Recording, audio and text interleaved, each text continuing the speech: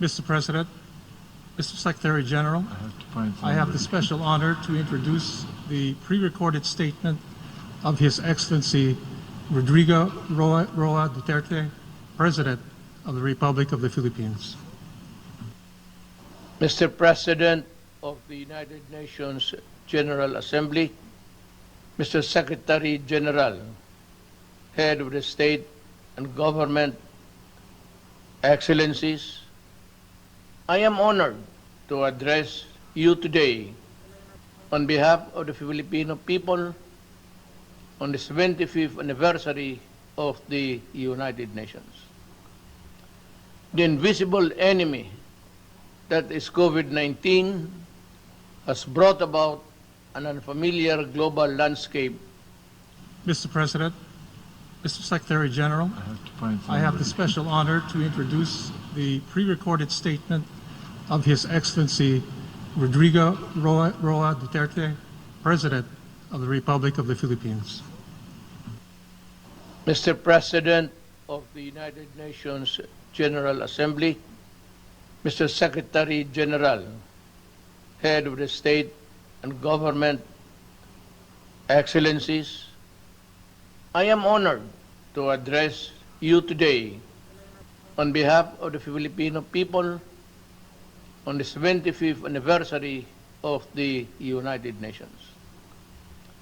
The invisible enemy that is COVID-19 has brought about an unfamiliar global landscape. Mr. President, Mr. Secretary General, I have the special honor to introduce the pre-recorded statement of His Excellency Rodrigo Duterte, President of the Republic of the Philippines. Mr. President of the United Nations General Assembly, Mr. Secretary General, Head of the State and Government, Excellencies, I am honored to address you today on behalf of the Filipino people on the 75th anniversary of the United Nations. The invisible enemy that is COVID-19 has brought about an unfamiliar global landscape and unleashed a crisis without precedent. It is the biggest test the world and the United Nations face since World War II.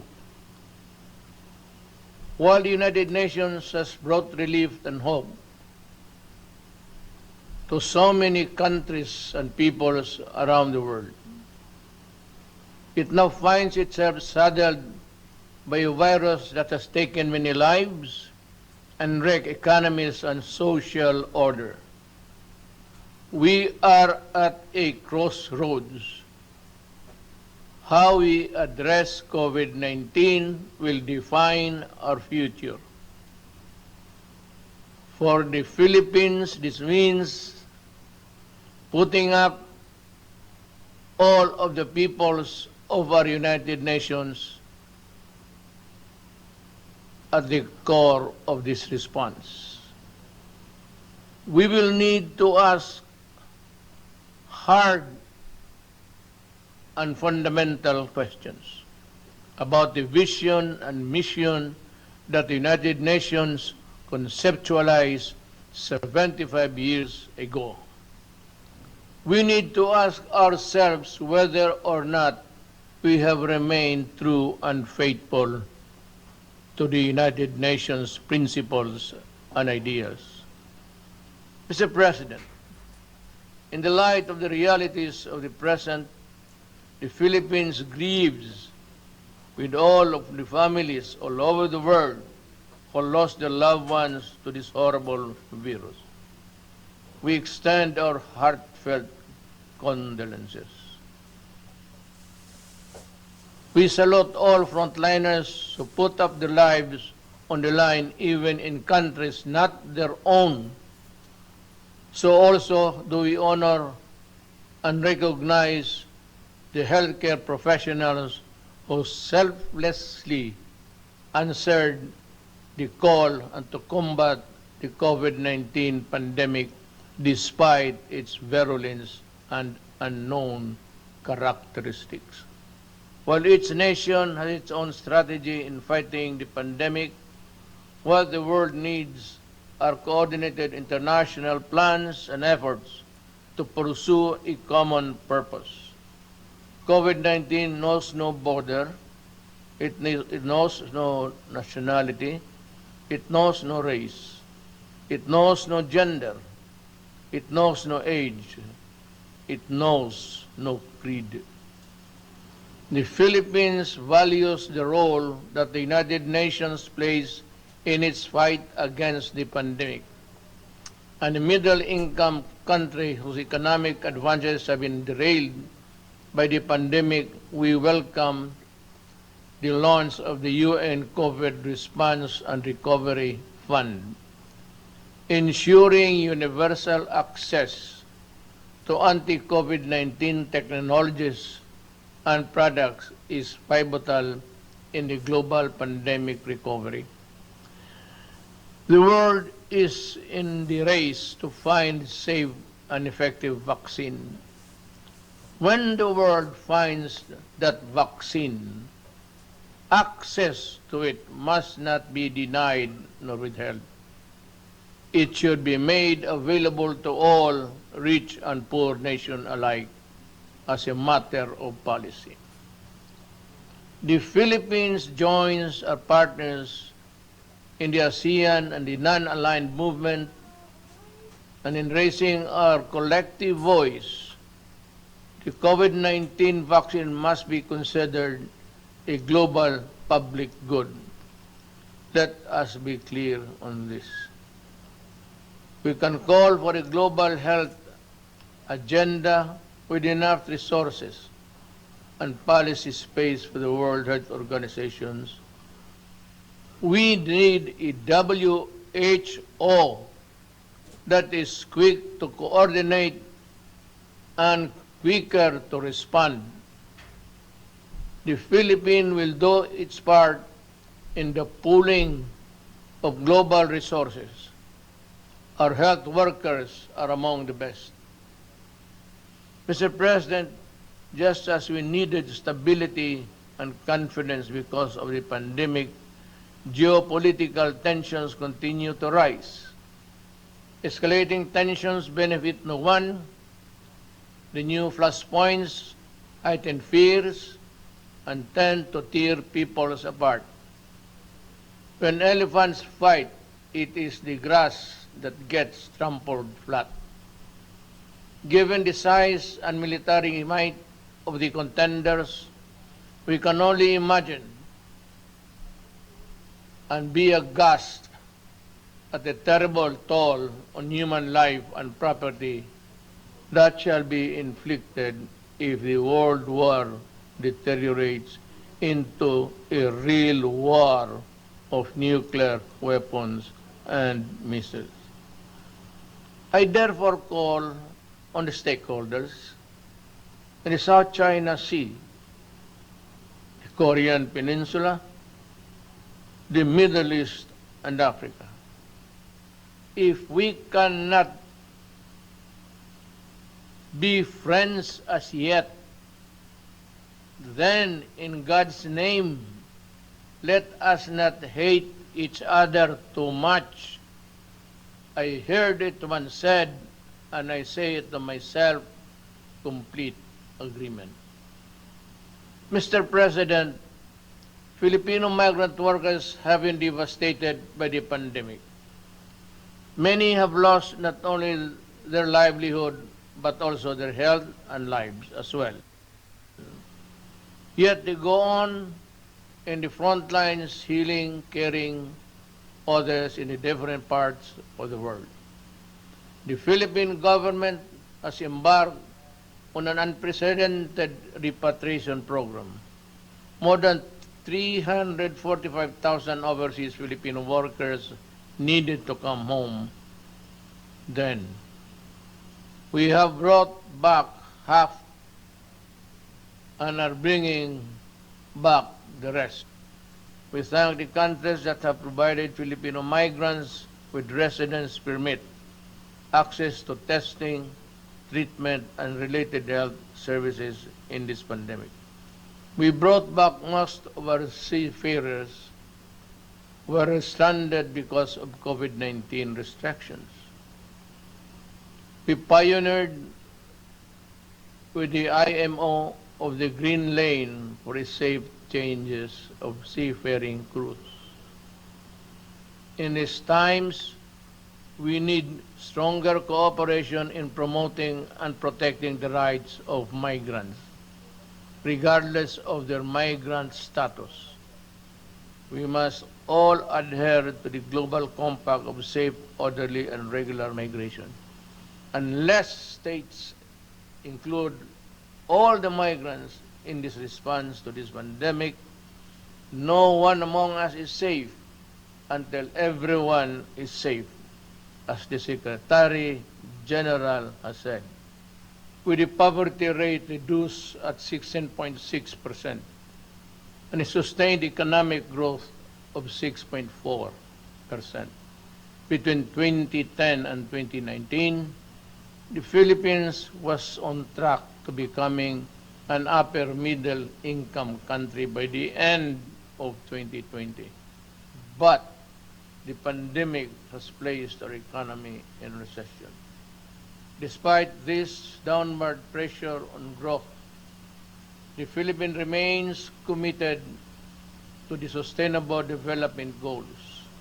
Mr. President, the same urgency needed to fight COVID-19 is needed to address the climate crisis. This is a global challenge that has worsened existing inequalities and vulnerabilities from within and between nations. Climate change has worsened, and the ravages of pandemic. People in the developing countries like the Philippines suffer the most. We cannot afford to suffer more. The Philippines joined the Paris Agreement to fight climate change. We call on all parties, especially those who have not made good their commitment to fight climate change, to honor the same. We call on all parties to strengthen communities and peoples for preparedness and resilience. We're talking about mankind and Earth, our one and only home. Mr. President, the Philippines will continue to protect the human rights of its people, especially from the scourge of illegal drugs, criminality, and terrorism. A number of interest groups have weaponized human rights, some well-meaning, others ill-intentioned. They attempt to discredit the functioning institutions and mechanisms of democratic country and a popularly elected government which in its last 2 years still enjoy the same widespread approval and support. These detractors pass themselves off as human rights advocates while preying on the most vulnerable humans, even using children as soldiers or human shields in encounters. Even schools are not spared from their malevolence and anti-government propaganda. They hide their misdeeds under the blanket of human rights, but the blood oozes through. To move forward, open dialogue and constructive engagement with the United Nations is the key, but this must be done in full respect of the principles of objectivity, non-interference, non-selectivity, and genuine dialogue. These are the fundamental basis for productive international cooperation on human rights. Mr. President, terrorism looms large. As I said at the Aqaba process, the Philippines will do everything and partner with anyone who would sincerely desire to protect the innocent from terrorism in all its manifestations. The Marawi siege, where foreign terrorist fighters took part, taught us that an effective legal framework is crucial. Our 2020 Anti-Terrorism Act shores up the legal framework by focusing on both terrorism and the usual reckless response to it. Its enactment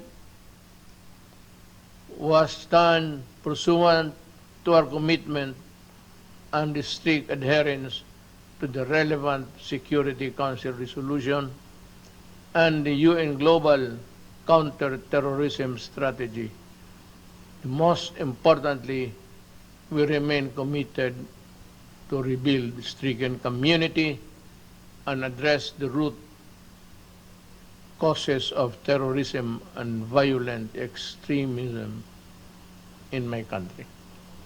We must remain mindful of our obligation and commitment to the Charter of the United Nations, and as amplified by the 1982 Manila Declaration on the peaceful settlement of international disputes, the Philippines affirms that commitment in the South China Sea in accordance with UNCLOS and the 2016 Arbitral Award.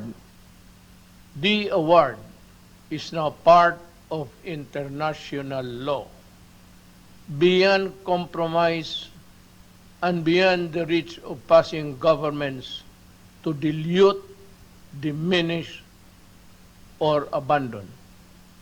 We firmly reject attempts to undermine it. We welcome the increasing number of states that have come in support of the award and what it stands for: the triumph of reason over rashness, of law over disorder, of amity over ambition. This, as it should, is the majesty of the law. Mr. President, the global health crisis has further complicated the global security environment.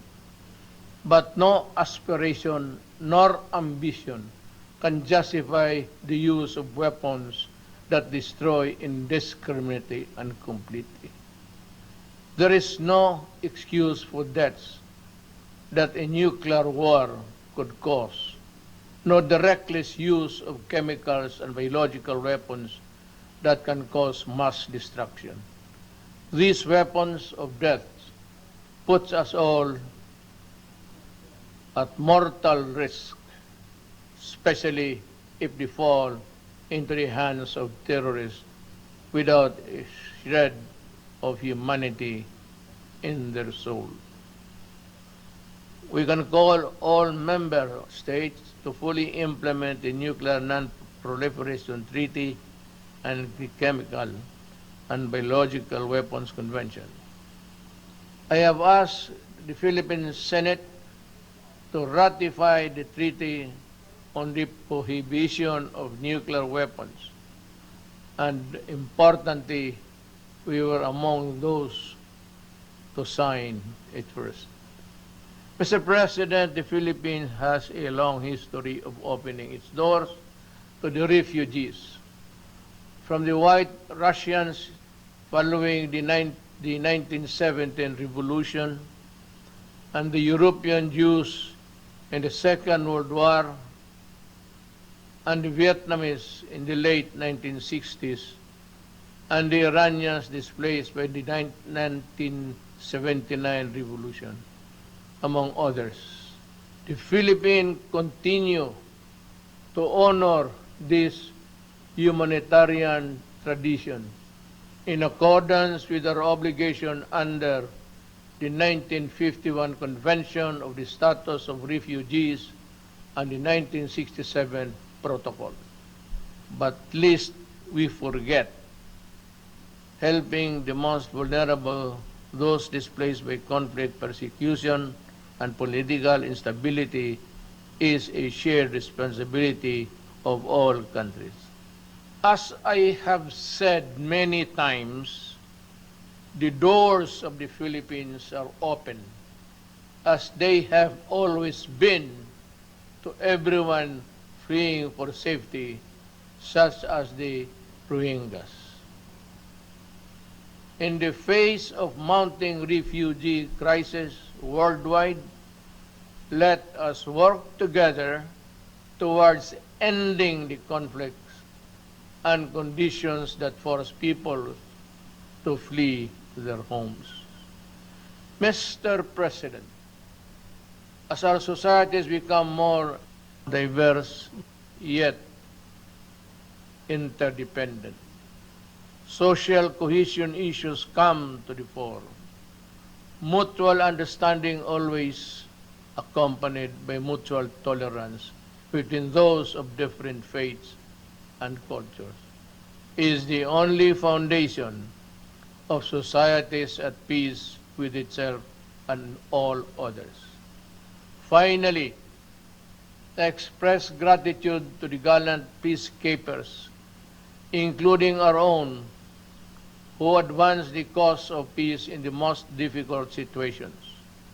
From the Golan Heights in the Middle East to Liberia in West Africa, Filipino peacekeepers put themselves in the front line between the vulnerable and those who seek harm.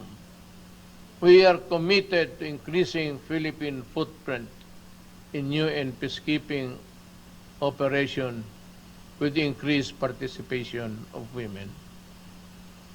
Again, Mr. President, to defeat COVID-19 pandemic and other challenges, we must work with seamless unity, which demands complete mutual trust and the conviction that we will win or lose together.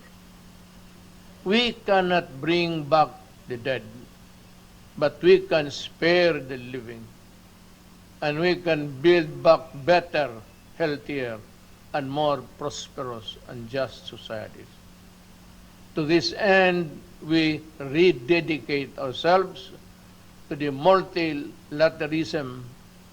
The UN remains humanity's essential organization, but it is only as effective as we make it. To make significant changes, we need to be bold.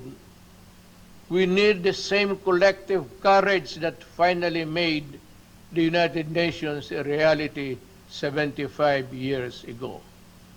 We need to act on long-standing recommendations to improve the Security Council's composition and working together and working methods, to strengthen the role of the General Assembly and to streamline the processes and the operation of the UN.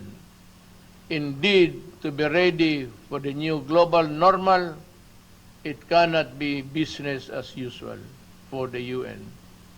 Let us empower the UN, reform it to meet the challenges of today and tomorrow. Let us strengthen it so it can fully deliver its mandate to maintain peace and security, uphold justice and human rights, and promote freedom and social progress for all. After all, we are the United Nations. Thank you.